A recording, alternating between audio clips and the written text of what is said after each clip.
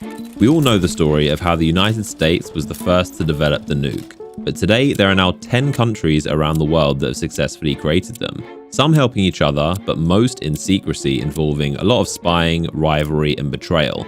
Each of them have a story just as interesting as the US's Manhattan Project, but are rarely told. We're going to go through the full timeline of how the 10 countries raced each other to build this technology, and also the other countries that came close and might soon be added to the list.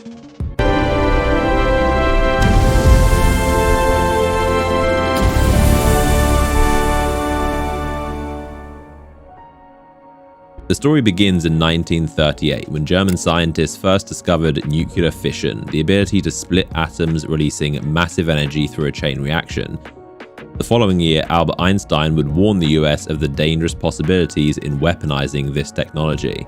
The United States was famously the first to create nuclear weapons. After a long and secretive operation against the backdrop of the Second World War, scientists from the US, UK, and Canada collaborated in the Manhattan Project. They spent nearly 1% of the US's entire GDP on the effort, as they were racing the Germans, who were also working on their own nuclear program, but to much less success. Germany had surrendered by May 1945, but in July, while President Truman was at the Potsdam Conference with Stalin and Churchill, planning what to do with Germany, Truman was secretly informed that the Trinity test in New Mexico was successful, and they now possessed the most powerful weapon humanity had ever seen. Truman told Stalin that the US was about to use this weapon on the Japanese. Although at the time Stalin was already working on his own nuclear weapons project and had spies within the US's Manhattan Project, internally he was secretly furious that the Americans had beaten them to making this bomb. The following month in August, the US unleashed Fat Man and Little Boy on Japan, forcing their surrender, ending the war, but starting a new race around the world for everyone to catch up. The Soviet Union was second to obtain the technology. Having started as early as 1941, after noticing German, British, and American scientists stop publishing papers on nuclear fission, they suspected they were also working on creating weapons. The program was accelerated rapidly after seeing the Americans' nuclear attack on Japan, and while they had a lot of information from spying on the US programs, they were worried of potentially being fed misinformation from double agents. Because of this, they didn't trust the stolen American design, so they still ended up doing a lot of their own research. Using many captured German scientists, they built their own project while also using the United States' designs to check it was correct. Earlier than the US expected, in 1949, the Soviets successfully completed the RDS-1 test in Kazakhstan. The US no longer had the monopoly on this technology, and this would create the Cold War arms race with the United States to stockpile as many nukes as possible. The third country was the United Kingdom. Now, you might assume that the US would have helped them, as they were key allies fighting side by side in both world wars, and in theory, America would want to empower their good friends in Europe, but this was not the case. The UK pioneered a lot of the groundwork on nuclear weapons before the US with a project called Tube Alloys starting in 1940. They did this with the help of German, Austrian, and Polish scientists that were fleeing Germany at the time. But due to limited resources fighting the Second World War, Britain handed over all of their work to the US, merging it with what would become the Manhattan Project and providing a significant amount of research under the Quebec Agreement, stating that the US and UK would share the technology once completed and not use it on each other. But in 1945, when the US successfully tested and used its nukes, they also terminated the agreement and didn't share the final results to Britain, keeping it to themselves. This prompted the UK to resume its own nuclear program, and this was done quickly as they had already done a lot of the work and controlled most of the world's uranium. The UK successfully completed its first test called Operation Hurricane in 1952 at the Montebello Islands just above Australia.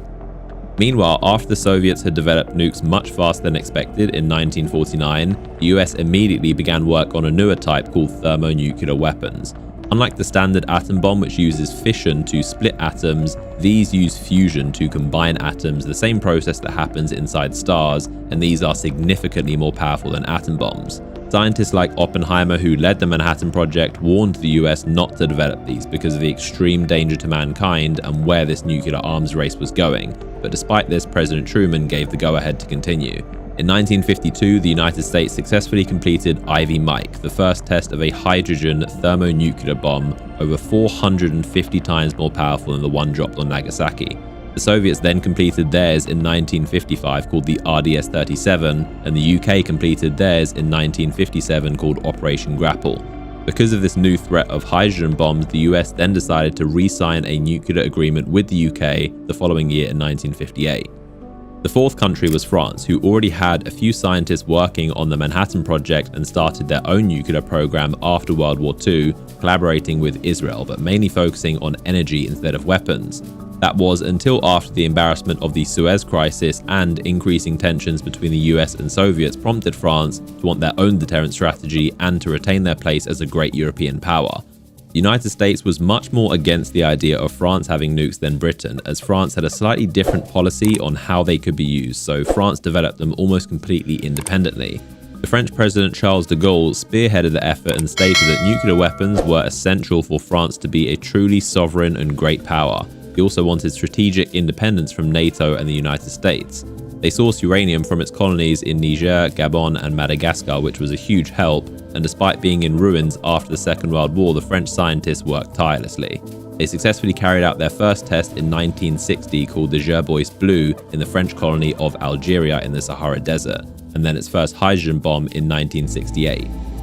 China would be the fifth country on the list wanting their own nukes as a deterrent against the US. Initially, they received a lot of help from the Soviet Union as they saw China as a useful ally, but as Khrushchev began de-Stalinizing, China's chairman Mao denounced Khrushchev's more cautious approach to the West as being too soft and not in line with the true communist principles. This led to a rift between the two nations as Khrushchev withdrew all its help from the Chinese program, leaving them to do the rest of the work alone. China continued their development with impressive speed, especially considering they were dealing with the challenges of the Great Leap Forward and Cultural Revolution. Significant resources were poured into the effort, and they also discovered large deposits of natural uranium, which massively helped. In 1964, the Chinese successfully detonated their first atomic bomb in the large dried-up lake of the Lop Nor region called Project 596. And only 32 months later, they tested their first hydrogen bomb, which is impressive as this is the fastest any country has ever gone from fission to fusion bombs. The sixth country was Israel, who is the only nation in the world to never actually acknowledge possessing nuclear weapons and have never declared they exist, so nobody knows exactly when or how many were created, but lots of details have leaked.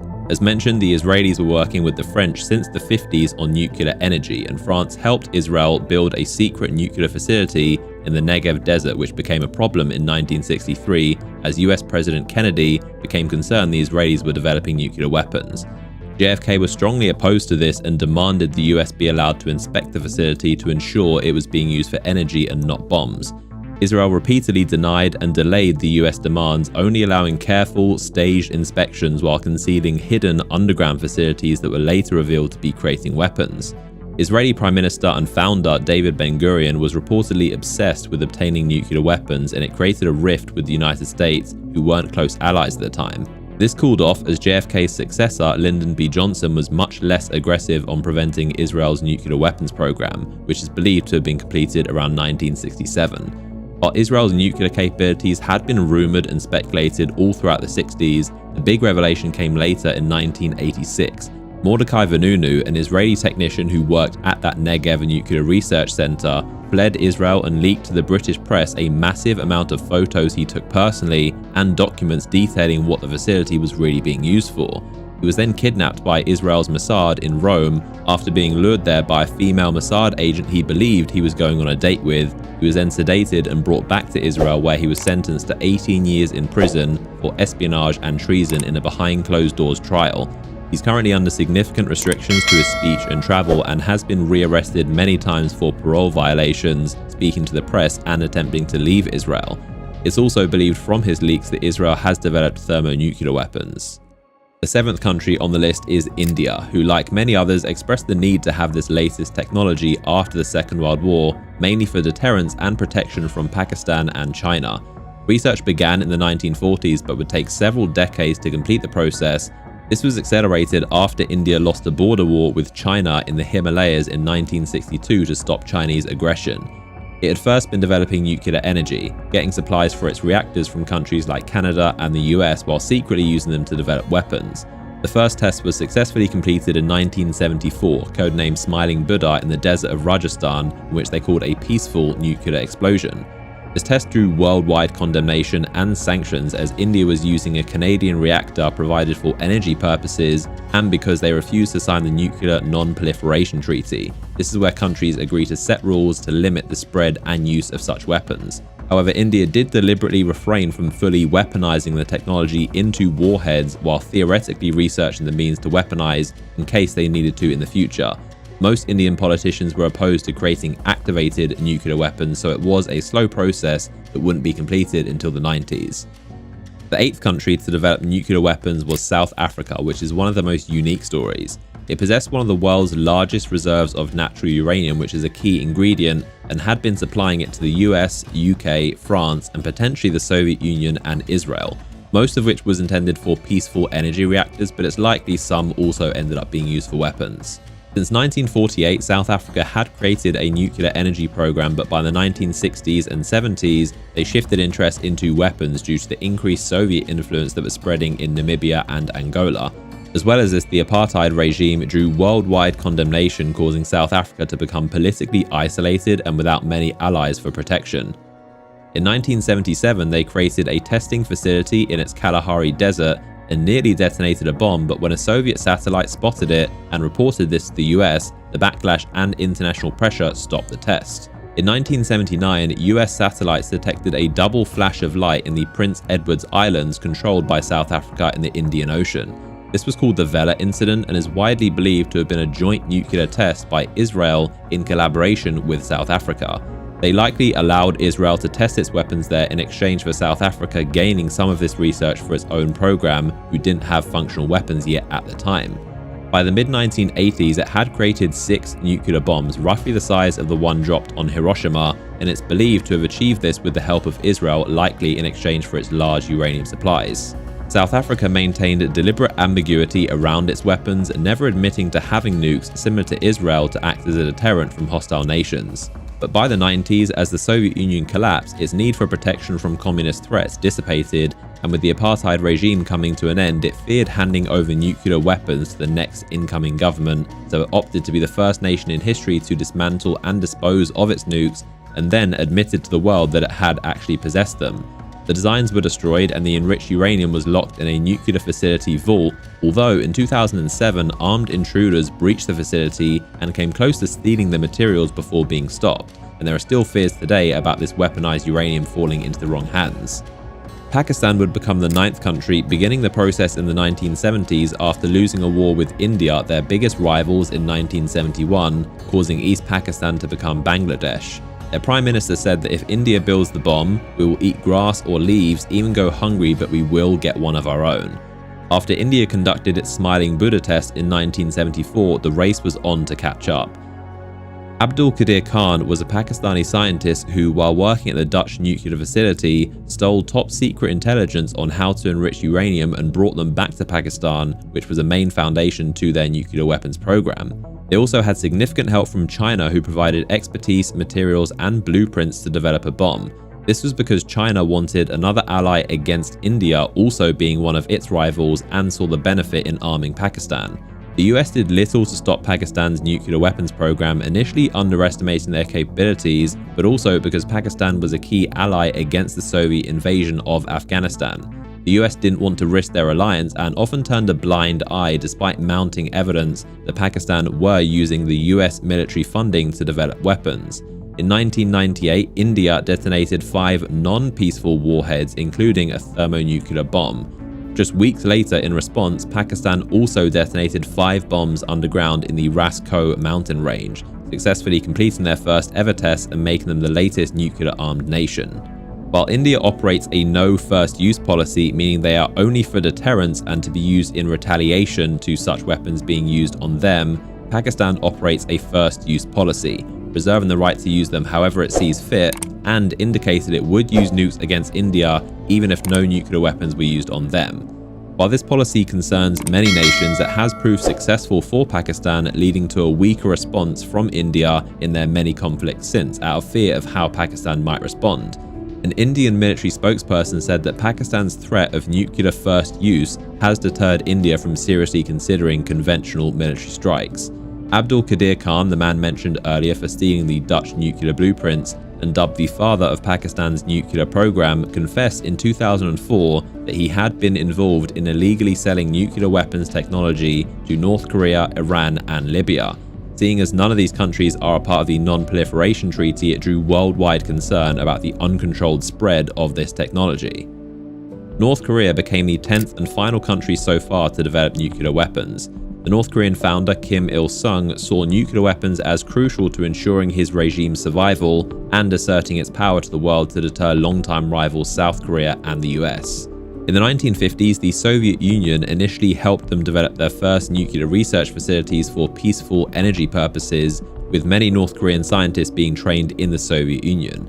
Both China and the Soviets refused North Korea's many requests to help them develop weapons, and towards the 1970s, North Korea focused on building their own nuclear program using its own large natural uranium deposits, which proved essential as they didn't need to rely on sourcing it from any other country.